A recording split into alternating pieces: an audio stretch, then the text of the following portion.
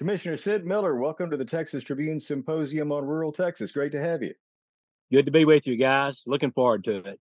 You know, in many ways, apart from local representatives to the Capitol, you're seen as a kind of voice for many rural Texans. And I know historically, well, I think a lot of rural Texans have felt left out of the political conversation in Austin. And, you have these issues faced by the cities, a lot of culture war politics overshadowing what's happening in the everyday life of a lot of rural Texans.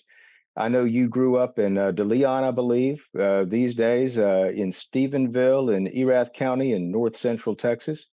Uh, if there's an issue that you hear more about than any other, maybe a problem that rural Texans talk about when they're sitting around the dinner table at night, what is it?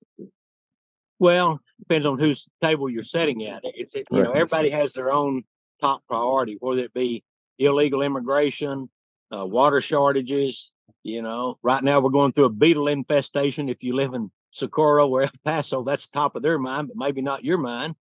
We've got the drought going on. We've got low commodity prices. If you're in a farming community, it might be the farm bill. So there's a lot of number one issues out there, depending on who you are and where you're located. Well, we got this legislative session coming up, of course, as you know, and as a lot of folks attending this symposium know. And I think they'd like to know that Austin's paying attention to them. Do you have a sense that lawmakers at the Capitol are tuned in to the concerns of rural Texans right now? I think after this last primary election, they're probably tuned in because, there's about 20 of them not coming back because they weren't tuned in and didn't listen to people. Of course, school choice will be top of the list this time. There was, a lot of legislators lost their seat because they're on the wrong side of that.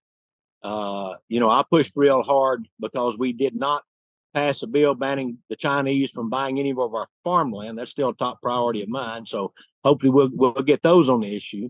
And there's other local issues and individual issues, but to me, that's probably the top two on the list: the school choice and banning China from buying any more of our farmland. I want to ask you a little bit about that school choice issue. The governor calls it education savings accounts. Critics characterize it as a voucher system.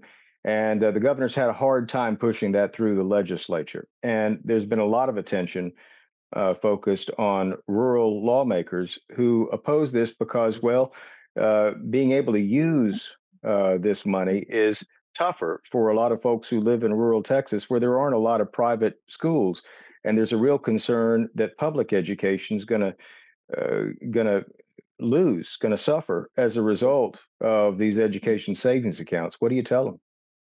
Well, over the past several sessions, we've had several bills that have addressed this. Each one of them, at least far to my knowledge, I don't know anyone that didn't address the disparity between students leaving a public school to enter a private school. But each one of those bills, the public school was held harmless. There was did no harm. They didn't lose any funding. They had actually it was they would have more per pupil coming from the state than they had before if someone left. So I've never really understood what their big fear was. They say, well, it'll reduce our funding. Actually, none of those bills reduced the funding to the local public school district. They were held harmless. Let's talk about agriculture, which you oversee here in Texas. What's the current landscape? What are you hearing from producers? Well, they're probably going to lose money for the third to fourth year in a row. Low commodity prices under this current administration. This administration is really not doing anything to protect our markets. They're not opening new markets.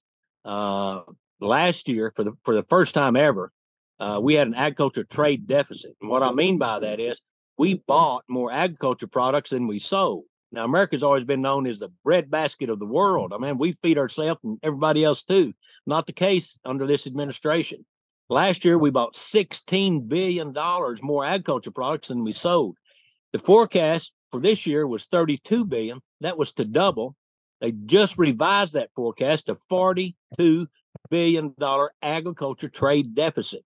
We can't sustain ourselves. Once we become dependent on foreign powers to feed and clothe ourselves, that's when all of our freedoms are in jeopardy. So that needs to be reversed immediately. It's one thing to be energy independent, but we really need to be food independent and not dependent on someone else to feed us. But of course, Commissioner, when you're thinking about what can be done at the state level there, what would you, on that score that you're talking about right now, what would you urge your colleagues at the Capitol to consider? Is there anything at the state level that can be or should be done that's not being done on that score? Well, we're doing it now. I just returned from a week-long trip in Europe, opening up new markets for our agriculture producers. We when the tariff wars hit with China, every state lost agriculture exports. They all went down except one, and that was Texas. We actually increased our agriculture exports under COVID and under the tariff wars because we were on every continent on the globe marketing our products. I even opened an office in Argentina to service Central and South America's demand for livestock genetics. So we're hustlers. I mean, I run this not like a bureaucracy. I think I'm running a Fortune 500 company. So we're very aggressive. We have our own TV show where we're in 65 million homes across North America promoting Texas agriculture products, Texas producers, Texas entrepreneurs. So it can be done. We just need to get everybody on board and quit focusing so much on climate change and DEI, but we've got to get our market share back.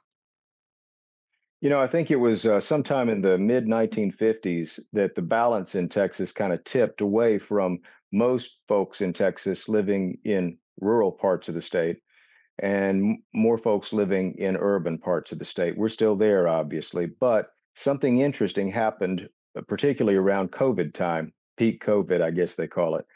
And that was the urbanization of a lot of rural Texas. I mean, a figure I've heard is that we're losing 1,000 acres a day to development. Texas seems to be urbanizing. It may be an historic clip now. What's that doing to life on the farm in rural Texas? Well, you're real close. We actually lose about one farm a day in Texas, but that's not a problem. We've got plenty of land. At that rate, we won't run out of land for 700 years. The limiting factor is not land; it's water. We're out of water. The state manages all the surface water. It's all allocated. Groundwater, all the, certain parts of the state, like the Rio Grande Valley, have no groundwater. I just issued a executive order allowing the irrigation districts in the Rio Grande Valley to use the water out of the Rio Grande. Right now, Mexico has had some rains. It's running out into the Rio Grande. There's no lake. This is below Falcon and Amistad dams. It's water just running out in the Gulf. And the bureaucrats can't figure out how to make that legally available. So I interjected myself. I have autonomy. I have executive power over anything in the agriculture code. So water is, agriculture is the largest user of water. We need it to irrigate. So that's why I put out the executive order for my farmers, the irrigation districts, to tap into that water, to quit letting it just run out in the Gulf. We need that. So we've got to be smarter across the board on water. We've got to do more desal. We start rainwater harvesting. We've got to capture our stormwater drainage. We're not doing that. We just got to be smarter about how we manage our water resources. High rainfall event, we don't capture that water. We need to build off-channel storage so we'll have water when the river's not flowing. We've only done that one place on the Colorado down in Katy Prairie in our rice producing area, but we're not doing it on the other 16 watersheds. Yeah, we've seen what's happened to the rice industry here in Texas too. That's been really rough. And there are other crops that could be endangered if this water situation isn't worked out. But of course, this folds into development as well, because as you have more greater urbanization, you have more development in rural Texas. You've got a greater strain on the limited water resources you currently have. And then on top of that, you've got that treaty with Mexico that has held up water supplies on the Rio Grande for some time. Should that treaty be revisited, do you think? Probably, but the fact is they don't have the water. They owe us nearly, a million acre feet of water, and it's due by September 25th of next year. They can't pay it. There's no way they're going to pay that. So we got to quit sitting around wringing our hands, crying about them not paying their water bill. We got to do something ourselves. Texans are very reliant. We can do that. Our biggest problem is infrastructure. Our largest cities, from the time they receive their water till it's delivered to their customers, They lose 30% of it. They can't account for it. It's just poor infrastructure. We can fix that. We would have 30% more water. That would fix our water woes. Those irrigation districts down in the Rio Grande Valley, that the water comes to the cities in irrigation canals from Amistad and Lake Falcon. Those things are just open surface, concrete canals. They lose 40% of it. So if we leave 40% in the canal and 30 when it hits the city, we can't waste 70% of our water. So we have grants here at the Texas Department of Agriculture to help rural communities improve their water lines. Some of these cities that I just gave grants to are still have cast iron water lines, galvanized water lines. I mean, they break every time it freezes and thaws. And I just sent out $450 million, across $500 million to 90 rural communities across the state to fix their infrastructure. There is money there. The Texas Water Development Board has money. There's several programs from the federal government that has money. We're just not tapping into that. We've got to get off our rear end, quit complaining about Mexico not paying their bill, and do something about it.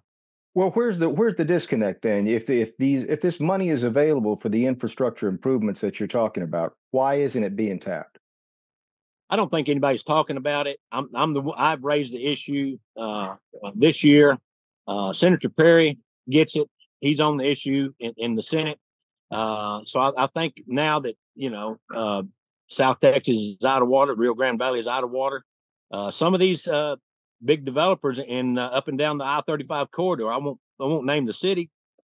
He went in and bought 800 acres, going to put it in a new development. Went to the city and said, "Okay, I need water for my development." They said, "Well, sorry, we're maxed out. We can't supply it. We don't have it."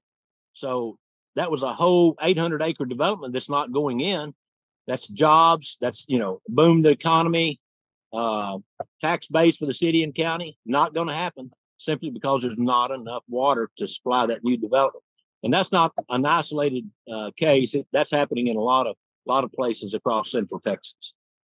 Commissioner, we covered a lot of ground here, and we began by talking about some of the dinner table issues that come up. And of course, that can vary in different places depending on what you do, where you are. But at the same time, we have a rare opportunity before the next session of the legislature for this group attending this symposium to talk about what rural Texas needs. And if there was anything that you could say, I really wish you'd focus on this, what would you tell them? Well, we've got to get off our rear end and solve this water issue. If not, we will not grow anymore. We want to be able to supply ourselves. Second, we've got to address our illegal immigration problem. We have a wide open border, depending on whose numbers, 10 million, 20 million. That's also a strain on our infrastructure.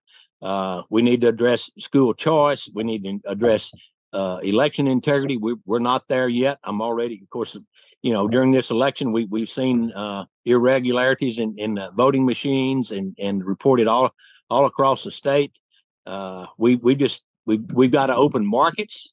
We're getting our tail kicked on the global economic trade issue. America should not have a trade deficit. There's no excuse for that. So we got to learn to hustle that and learn to get out there and get our products across. It's a global market now. We need to embrace that and realize that should be our target also. So we've got a whole host of issues to work on. There's no shortage of problems to solve out there. So, but we'll get there. We've got environmental issues we need to solve. We've got PFAS, which are forever chemicals showing up. That we've got to address that. They're starting to here in Central Texas. They're starting to poison livestock. Fields have been poisoned. We can't graze or hay those anymore. We have a pesticide problem. We've got pesticides sitting around in barns that's been there for 30, 40, as high as 70 years. We need a place to dispose of those. I have a program, but we need a national program to mirror that. We need to make America healthy again. I'm responsible for 5 million school meals each day. When I came on board, instead of having healthy children, we had healthy trash cans because it was so terrible they wouldn't eat it. That's why we went from 0 local products served in our school lunchrooms to last year we served $300 million of locally grown products, many times organic, served to our children, cooked from scratch, no added salt, no dyes, no preservatives, never flash frozen, cooked fresh. They eat it. So there's a lot of things we can do. A lot of things we can do to help Texas, to help America be healthy again, be self-reliant again, be a leader in world trade, open markets, school choice, election integrity. I mean, the list is long. We've done a lot. Don't get me wrong, and I'm appreciative of that. But there's a lot of work left to do. Sid Miller is the 12th, if I'm not mistaken, the 12th Commissioner of Agriculture in the Lone Star State. Commissioner Miller, thanks so much for joining us at the Texas Tribune Symposium on Rural Texas. We appreciate it. Thank you, guys. And remember, Texas agriculture matters.